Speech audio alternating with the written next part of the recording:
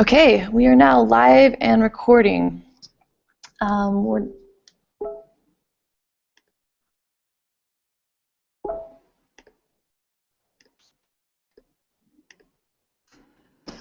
is the YouTube link if you want to share it with anyone to start watching. And we are embedding this on the website right now. Duncan's doing that, so that way people can start participating.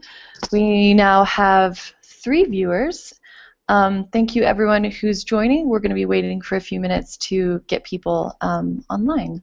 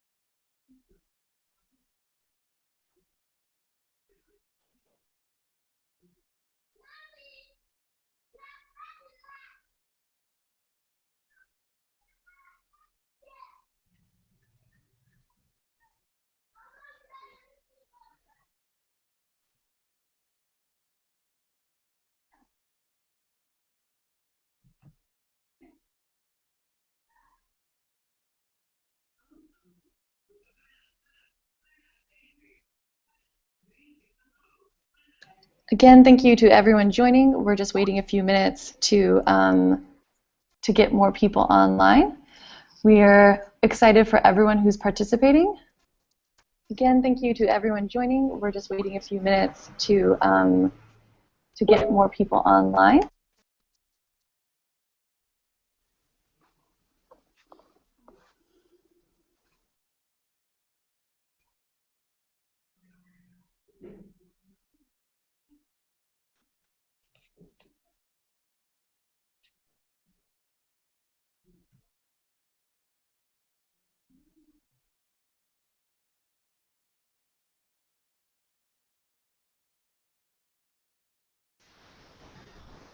If all presenters could mute yourselves right now, that would be great.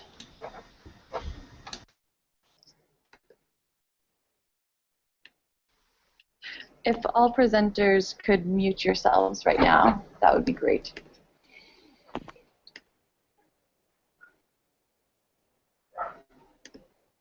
If all presenters could mute yourselves right now, that would be great. Okay, trying to figure out some technical issues. We'll be online and ready to go soon.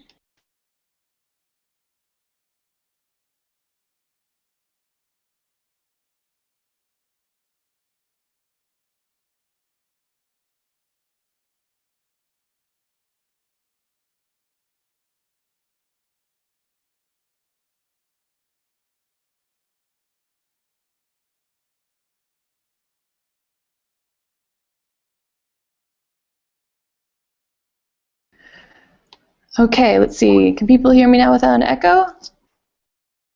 Great. I think we got this. A few points. If you're participating via Google Hangout, you will see a Q&A box. If you go to your left side, people can submit questions. You can also participate via Twitter if you use the hashtag #KeepItInTheGround. We'll also be watching the Twitter feed and be looking for any comments or questions that people have. Just give us 2 more minutes and we'll hopefully then be ready to start. Thank you again for everyone joining.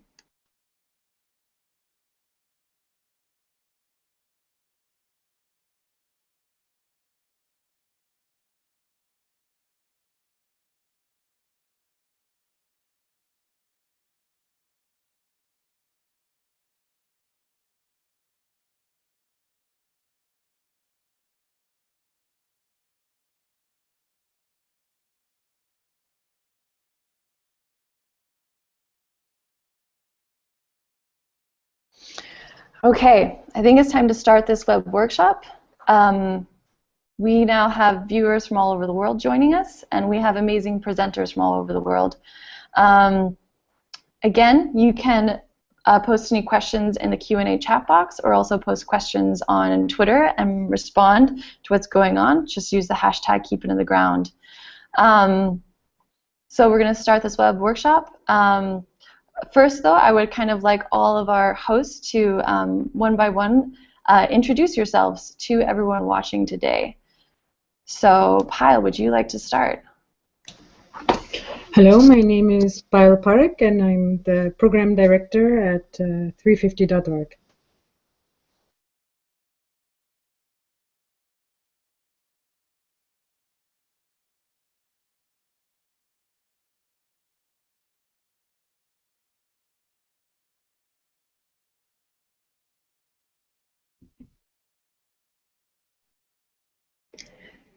Nemo, do you want to go next? Can we hear you?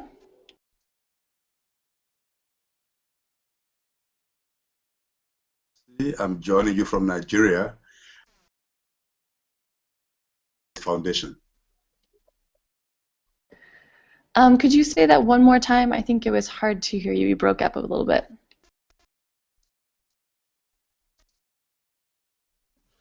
All right. Hello, everyone. I am Nemo Basi. I'm joining up with you all from Nigeria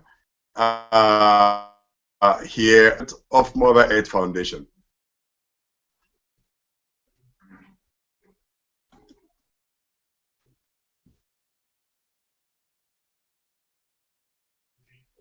I hope you heard me.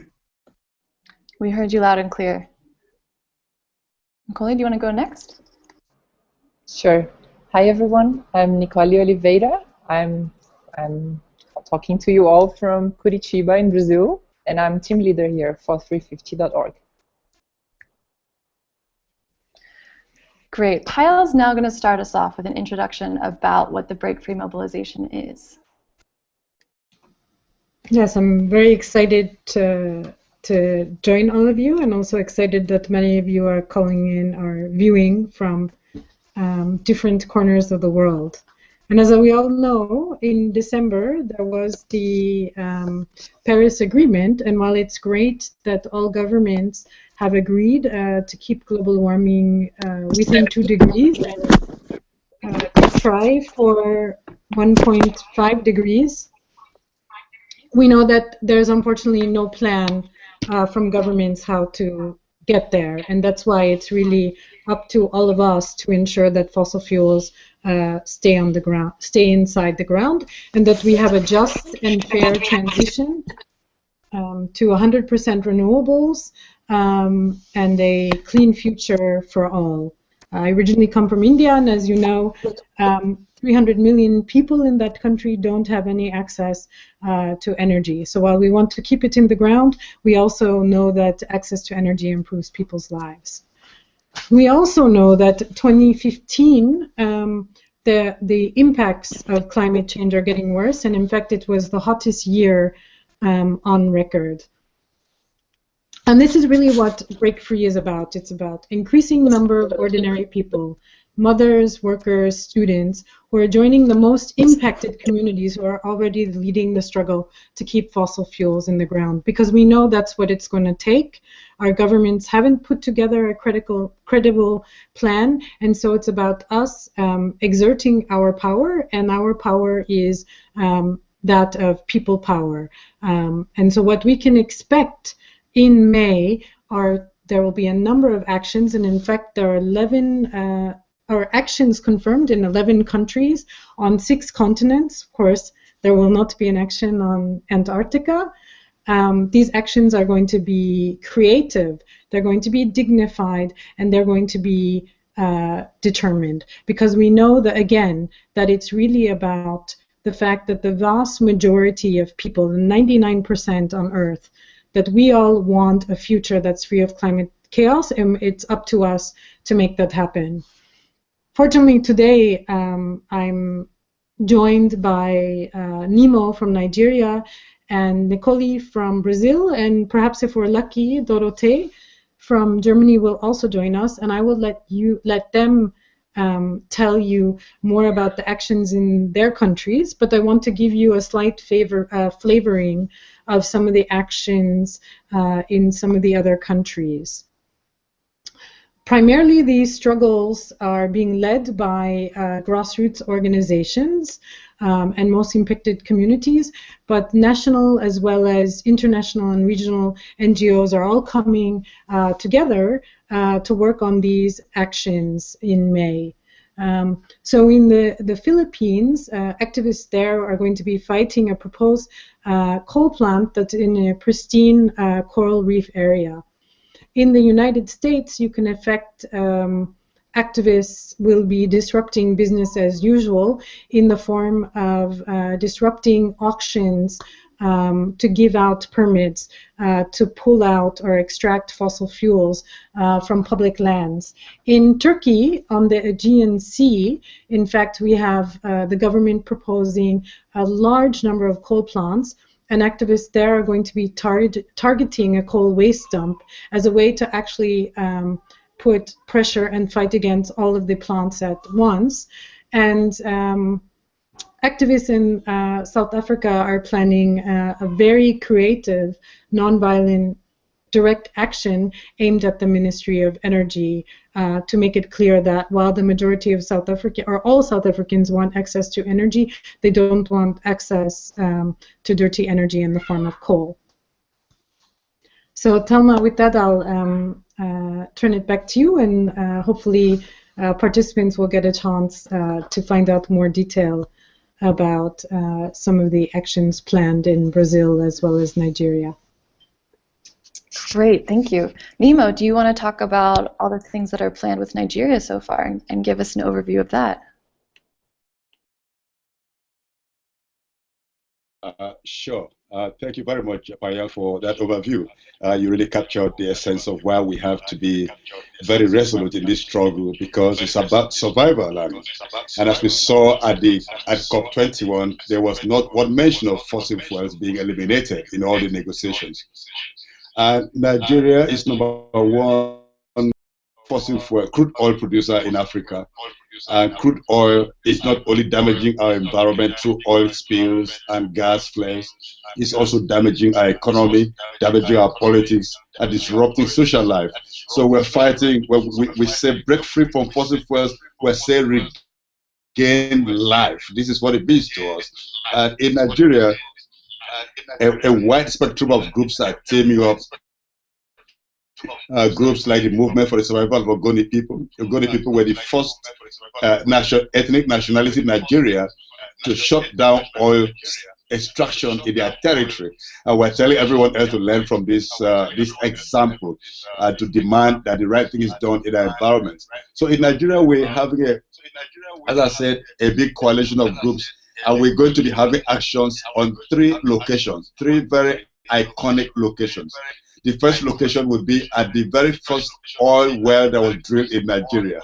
That oil well was drilled in 1956, and right now it's like a monument because the well is dry. So Nigerians can see clearly what happens when the well runs dry.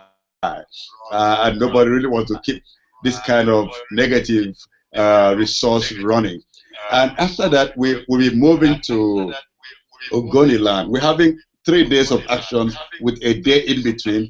We move to Ogoniland. Ogoniland, as I mentioned, is the epicenter of non-violent struggle in Nigeria, the most mobilized group of communities of people. And we'll be having a big rally in Ogoniland, especially now to remind the government of Nigeria to clean up Ogoni environment, which is one of the most polluted places on planet Earth, from crude oil spills, toxic waste dumping, and the pollution of all the water bodies in Ogoniland. Then from there, we're moving on the last day of the actions here to the Atlantic shoreline, where ExxonMobil operates, and we'll be standing with the backdrop of a big gas flare offshore, and the people will be protesting and demanding a breaking free from fossil fuels at that location. It's a location where offshore oil spills regularly wash onshore, disturbing communities, disturbing fisheries, and generally overturning livelihoods of the people. So these three locations will help to send a very strong coordinated picture about when oil wells run dry, when people refuse extraction of their territory, and what happens as oil companies are moving more and more into deep offshore where they have less control over activities of extraction, as we saw in the Gulf of Mexico oil spill. So those are the three places we're planning, and it's exciting all through. People are really excited about it. Our approach will be, of course, within the Nigerian context. And so we're going to have cultural, we're going to have music, we're going to have a number of things added up. It promises to be interesting.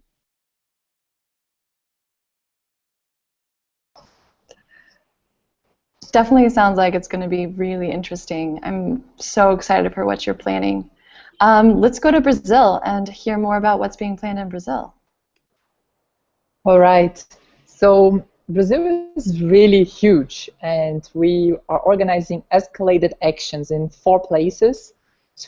One in the north, one in the northeast, one more in the middle on the coast, and another one in the south. And these are all places that have fracking and oil drilling, and have communities who have been impacted seriously by either accidents or just the operation itself.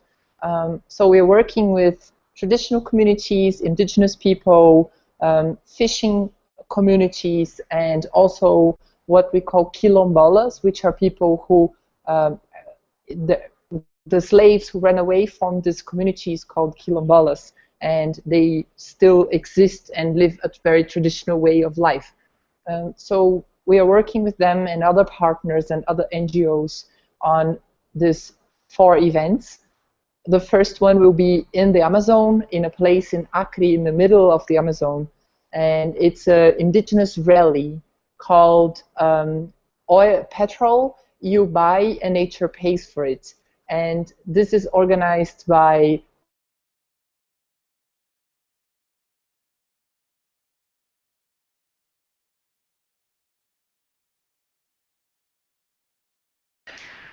Okay, I think Nicole just froze for a second.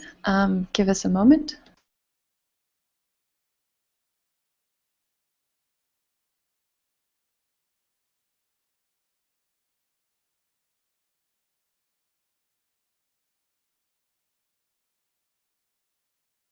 Okay, sorry for the technical problems. At least for me, Nicole is frozen. I wonder if this is the case for everyone. We might move on until we can get her back online. Sorry, we're trying to do a web workshop in multiple countries, and it can be tricky. Pyle, would you kind of like to talk more about the principles guiding Break Free? What's the vision, and what are we kind of bringing to this movement? Yes, I would be happy to do that. You know, I think some of the vision is essentially to make it very clear to the fossil fuel industry that the movement against fossil fuels and for a just transition is growing, and that it actually doesn't know any borders, and that this is what the 99% like. So what we see in these actions is that we are all at a point where we need to, where it's not going to be easy, but it needs all of us who are willing to take a stronger stance against fossil fuels. And so this set of actions is really about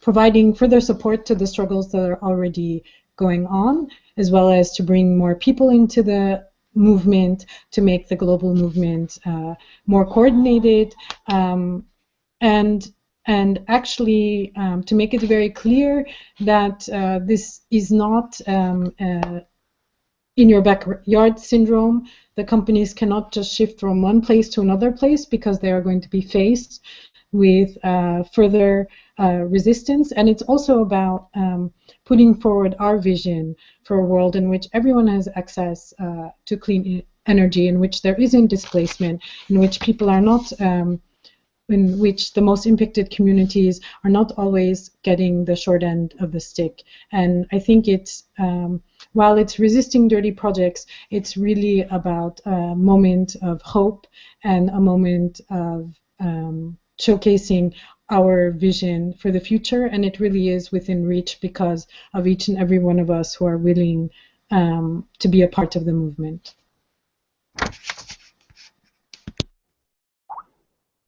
Great, thank you.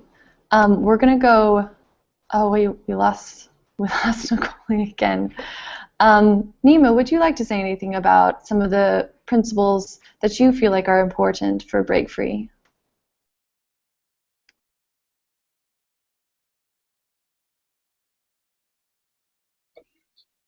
I think that has been fairly well captured, and I think the whole thing is that we're going to all take these actions. We're having a common goal of getting the world to wake up to the fact that we have to move away from fossil fuels if we're going to hope to have any kind of future in the planet that is recognizable. And we have to do this with respect to our various contexts. We have to ensure that the entire actions are non-violent. Of course, well, I know when we talk about non-violence, most times the violence doesn't come from the people who are protesting. It comes from those who don't want us to protest or say what we want to say. But as much as possible, it would not be from our end. We'll just work together and see how things go.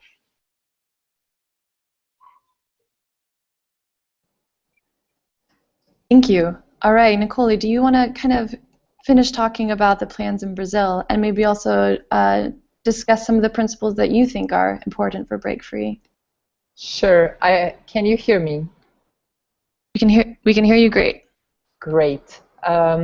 So just to continue on the actions that we're planning and that we have been helping organizing. So there is another one in the Northeast where there's the biggest thermal power plant, which is used with coal. It's a coal power plant in a place where there is huge solar and wind potential. It's the biggest potential in Brazil, and they are keeping their energy generation with fossil fuels. So there is a climate activists there who are organizing this action on blocking the entrance of water trucks into the power plant. And they are also, the same place is building gas power plants to use fracking gas. And it doesn't make any sense. So everyone is questioning that the emissions are huge. It's the equivalent to all the cars in the state. And then going down, there is a place in Espírito Santo, which is on the coast. It's a big shipyard. And this is a particular specific one where the ships are mainly for drilling gas and oil, and also offshore and onshore. And they also have this gas pipelines transporting not only via pipeline but also road the gas and the oil.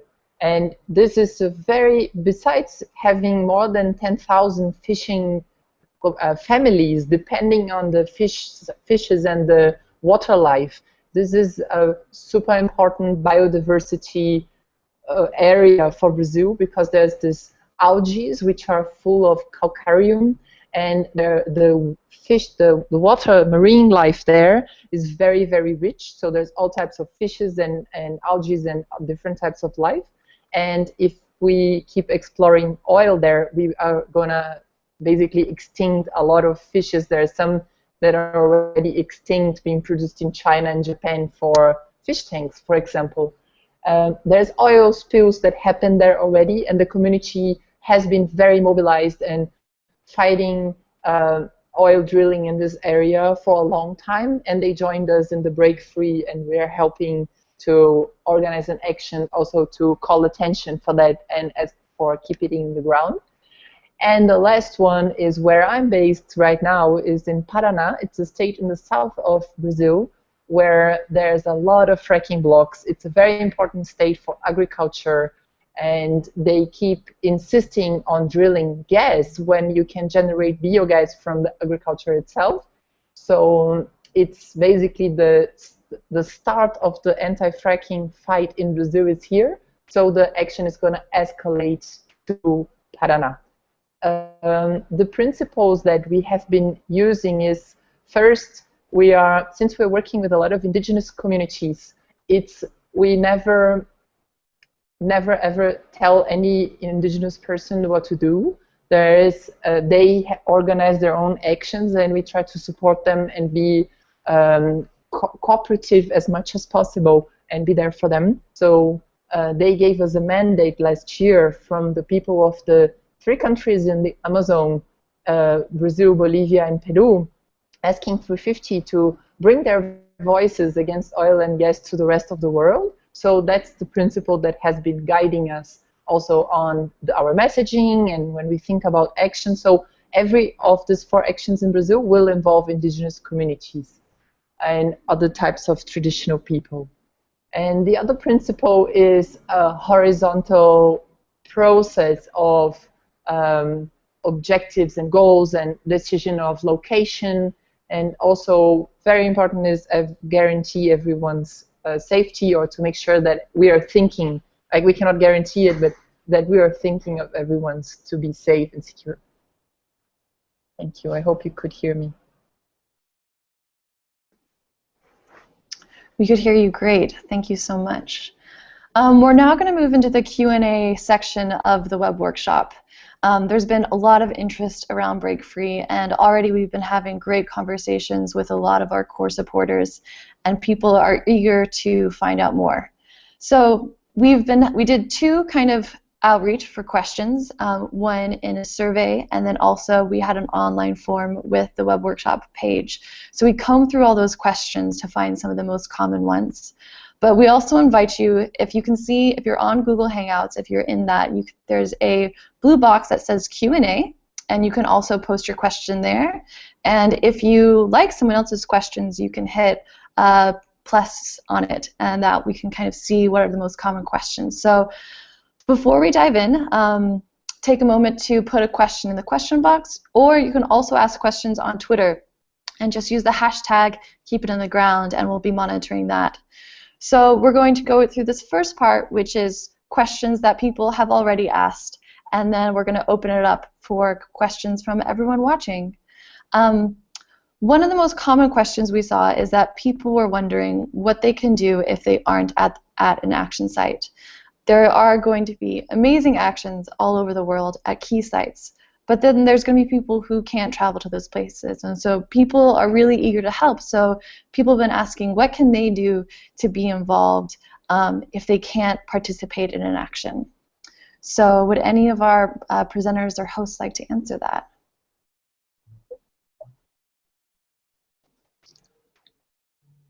Nemo, go ahead. Right. I think there are many things, many ways that comrades around the world can join, even if they cannot get to the scene of the action.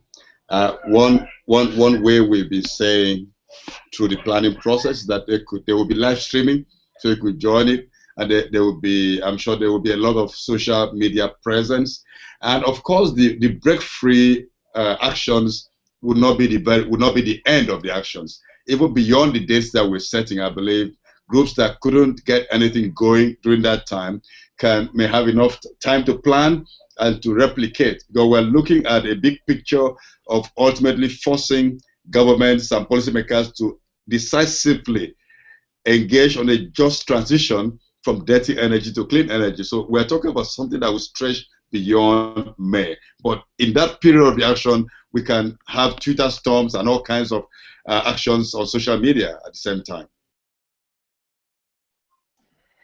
Yeah, and I actually kind of want to jump in on that.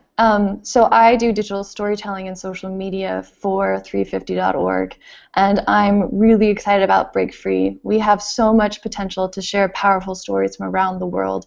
Our digital world is shifting fast. We have more people from anywhere who have the power to tell their own story. Using just a cell phone, we can communicate with each other.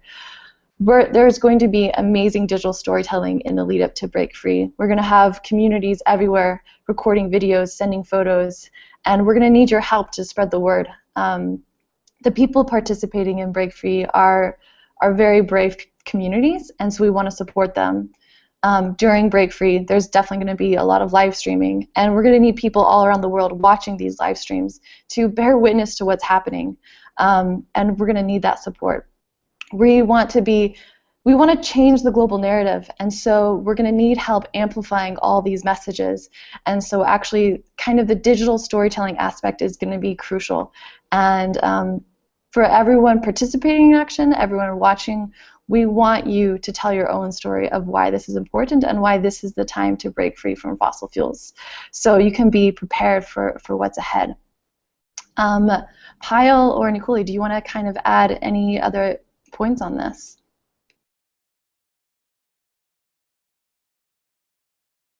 Great, we'll move on to the next question. Another question that people have asked us a lot is, hold on a second. Another question that people have asked us a lot is, what does success look like? So May's going to be here sooner rather than later, and once we get to that point, what are we going to call success with Break Free? So yeah, would any of our hosts like to answer that question? Payal, do you have thoughts on what would success look like?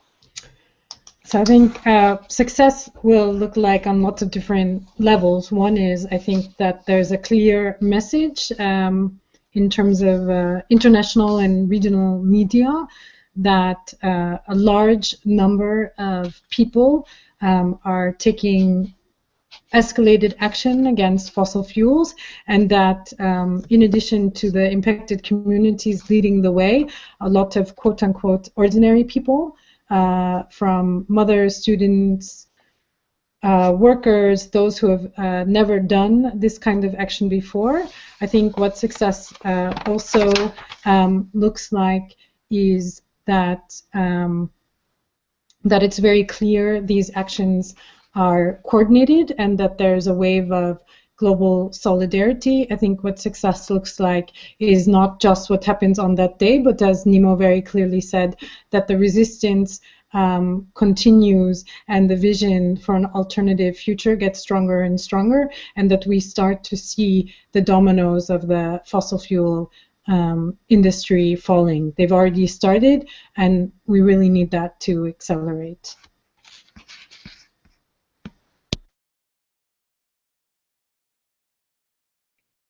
Absolutely. We need to see that accelerate. I believe success would be people really getting inspired around the world and taking further action and really seizing this space with the narrative.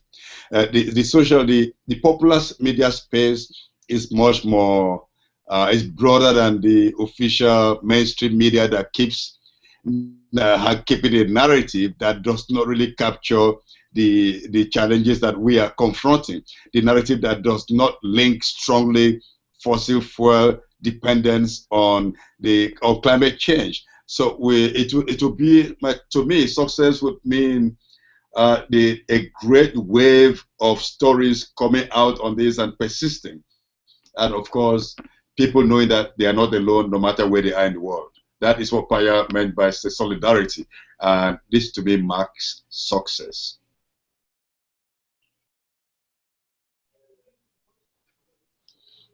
Great, thank you. We're going to have one more question from the kind of prepared question decks from what people have already submitted, and then we'll open it up even more. Another question that has been asked a lot is, will there be training and support for actions? Can people participate who've never done civil disobedience before, or have never taken a nonviolent direct action, or who never even participated in a protest or any sort of action?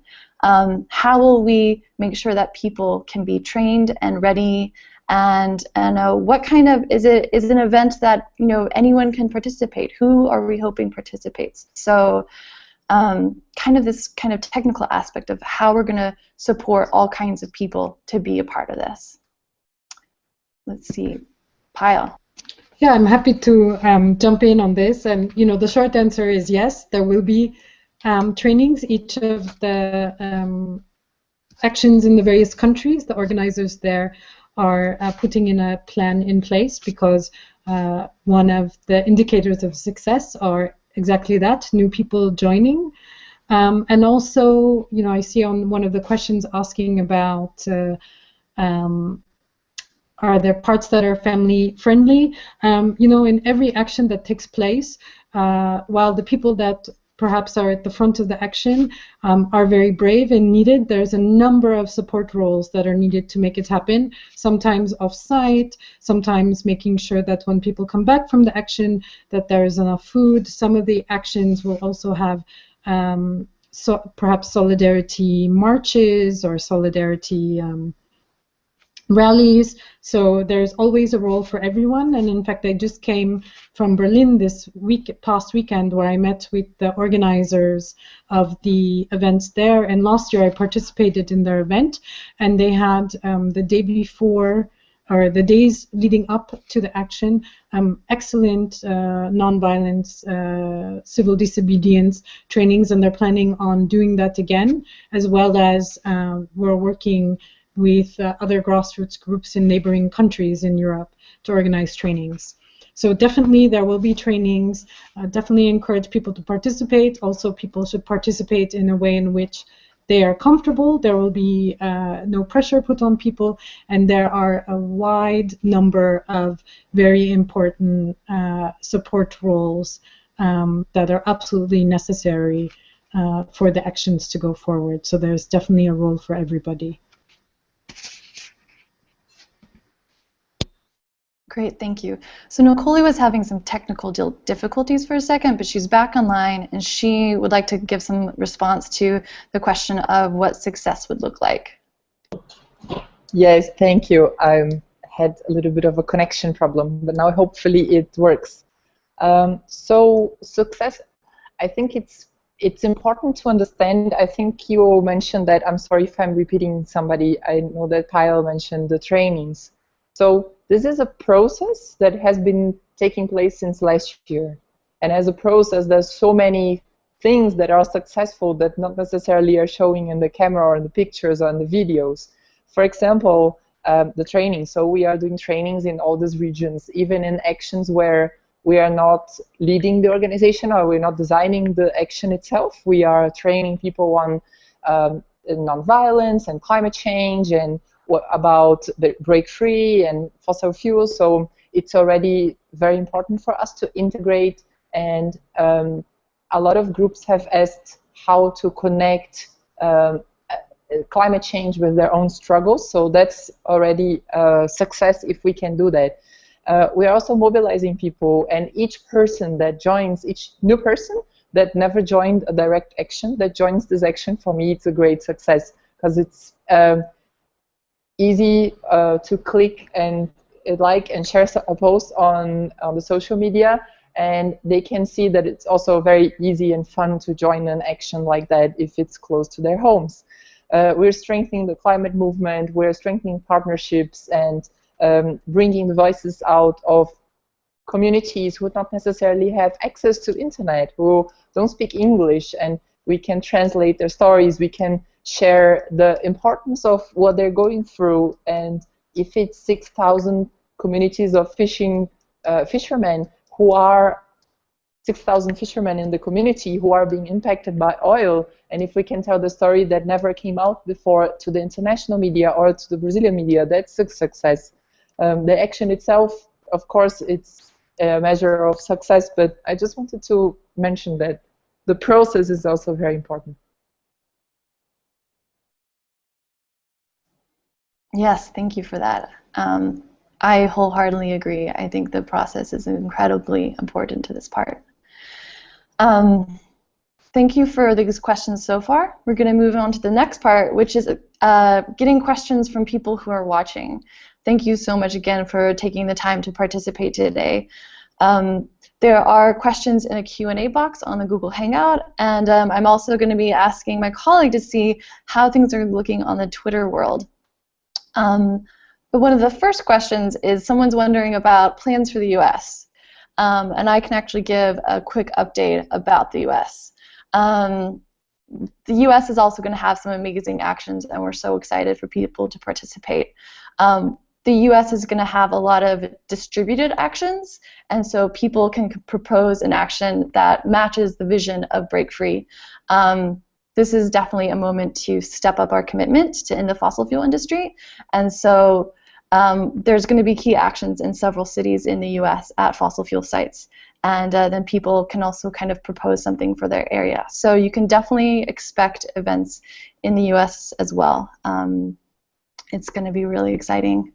Pyle, do you want to say anything else about the US that you're aware of?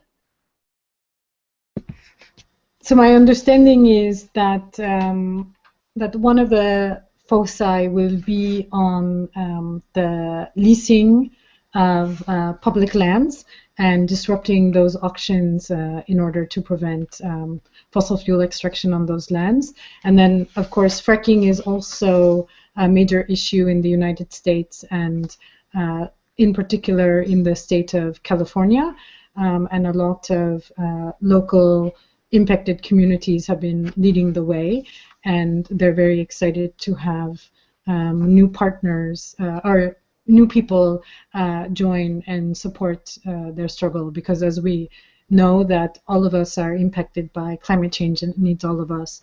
There's a few other plans in the works, but and I'm sure in due time those of you in the United States will be hearing more concrete details about the actions and how you can participate, in particular if you live within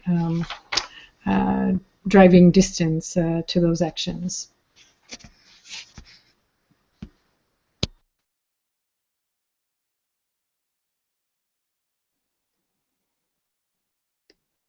Great, thank you. I'm now looking at the questions that everyone has submitted as well. Climate Reality NorCal said, would you talk more about the guiding principles of the actions? I assume nonviolence, dignity, and inclusion.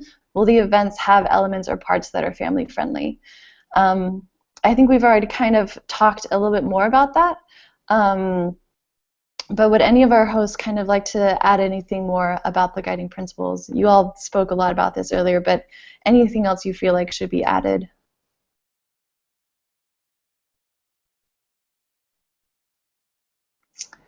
I think we've already said a lot of really great things. We're going to be putting out a lot more online and through our other communications about our guiding principles, so you can definitely expect more from that.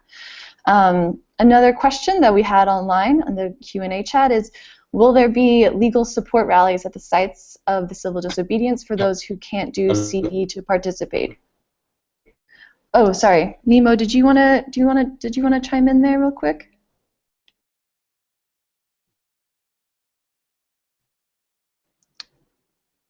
Okay, looks like he's frozen.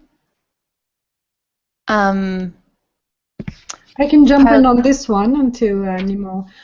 So it's different at each, I think at each action, but I do believe that a number of actions will have some sort of also a legal rally for those who are not in a position to do CD. I know in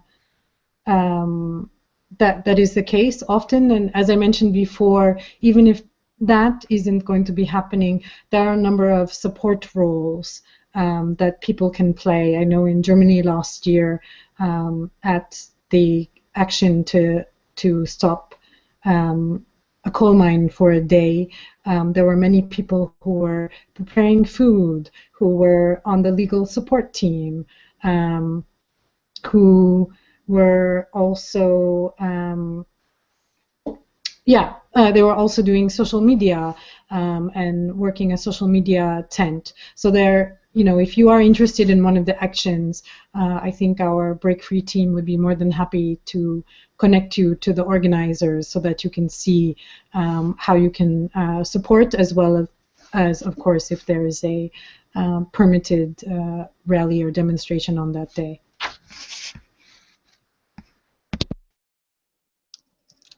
Thank you. Another question we have in the box is, how is the aviation industry going to break free from fossil fuels? And I believe Nicole has an answer for that, or something she wants to say.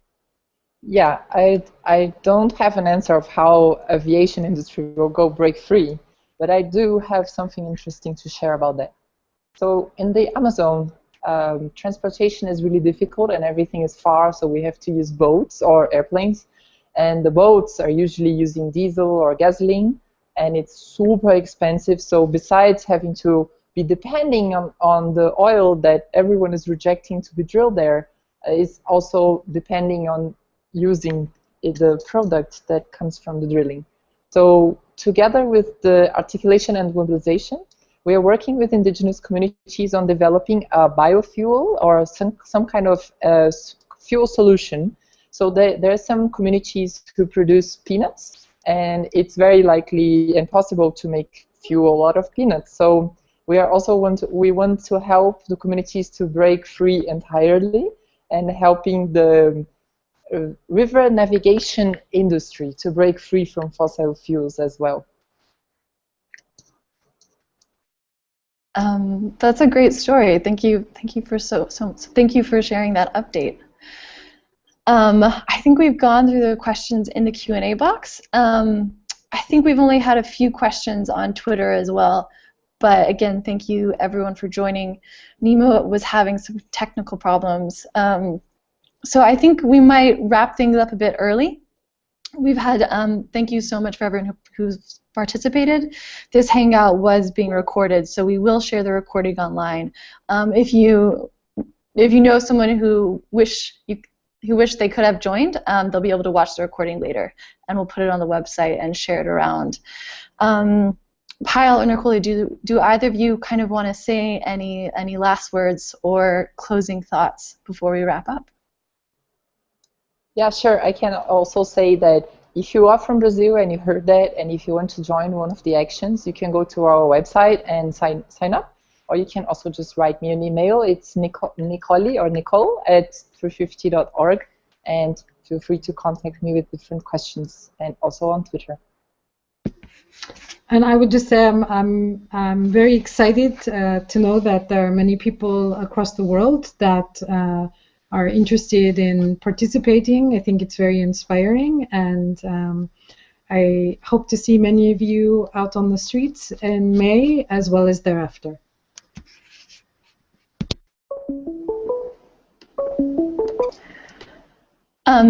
Thank you.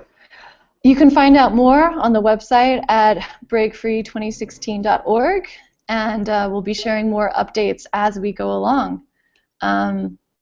We're going to end this call early, so thank you again, everyone, and we'll see you throughout this year. All right, stopping the broadcast.